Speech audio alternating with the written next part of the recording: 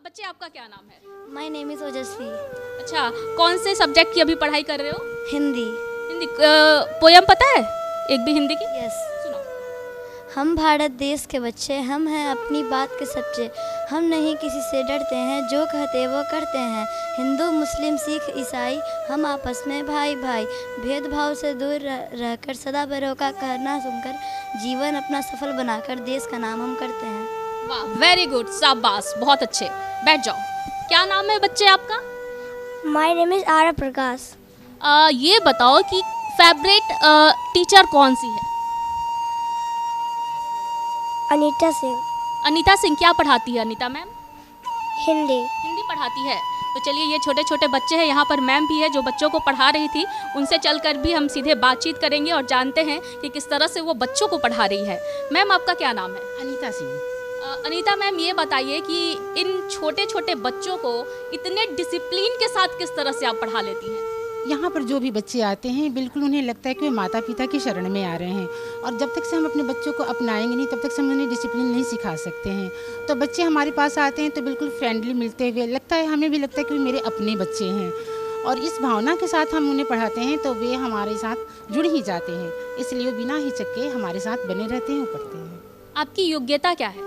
हमारी योग्यता है, ग्रेजुएशन है, डीएलएड मैंने किया है, एनटीटी किया है, और लेकिन सबसे बड़ी योग्यता हमें इस स्कूल में आने के बाद मिली है, जो हमारे आचार्य श्री हमें देते हैं।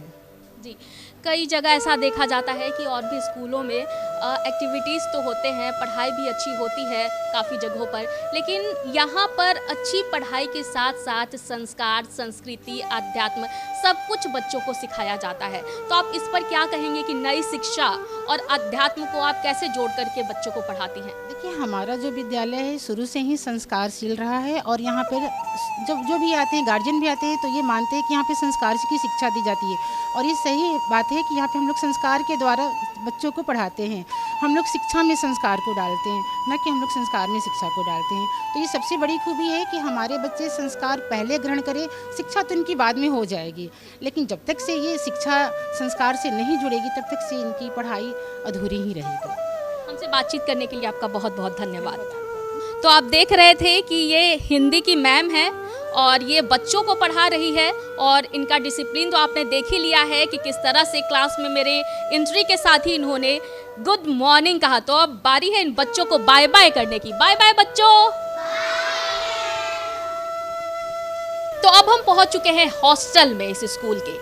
यहाँ हम जानेंगे कि किस तरह से बच्चों को हॉस्टल में सुविधाएं दी जाती है, बच्चों का मिड डे मील का प्लान क्या होता है, बच्चों का पूरे दिन का रूटीन क्या होता है, ये जानेंगे सीधे हॉस्टल के सुपरिटेंडेंट से। लेकिन उससे पहले देखिए, यहाँ पर एंट्री पॉइंट पर ही लिखा है, दीपक की स्वीकृति ही प्रकाश का आमंत्रण है। आचार्य श्री जी का ये दिया हुआ मैसेज है। वहीं अंदर आप आते हैं तो इस वॉल पर देखिए लिखा हुआ है, पुराने तरीके से काम करने पर नया परिणाम नहीं आ सकता है। जी हाँ, यानी कि आपको अपने काम करने का जो तरीका है उसमें हमेशा बदलाव लाना पड़ेगा समय के साथ। तो ये हमारे साथ हॉस्टल के सुपरिटेंडेंट है। सर, आपका क्या नाम है? मेरा नाम दीपक कुमार पांडे हुआ जी। हॉस्टल में अगर बात करें हॉस्टल की, तो यहाँ पर बच्चों को क्या क्या सुविधाएं दी गई है? देखिए, हमारे यहाँ सब तरह की मॉड्यूलर से लेके सब तरह की सुविधाएं दी जाती है। हम संस्कार संस्कृति के साथ सीबीएसई के गाइडलाइंस के अनुसार हॉस्टल चलाते हैं। हमारी शेड्यूल्स डे से लेके 10 तक, आपके 6 बजे से लेके 10 बजे तक रात तक चलती है। इसमें बच्चों के पढ़ाई से लेके समुचित विकास का पूरा काम होता है। हमारे यहाँ स्पोर्ट्स, एकेडमिक्स, उसके बाद कोकुलर एक्टिविटीज़, बच्चे अपनी ज़िंदगी कैसे जिए इसका भी संज्ञान दिया जाता है। महाराज जी के आशीर्वाद से ये संस्था में संस्कृति और प्लस हमारी जो सामाजिकता है वो सारे पे हम ध्यान देते हैं। बच्चे अपने ज़िंदगी में क्या करेंगे वो यहीं से ज्ञान शुरू हो जाती है।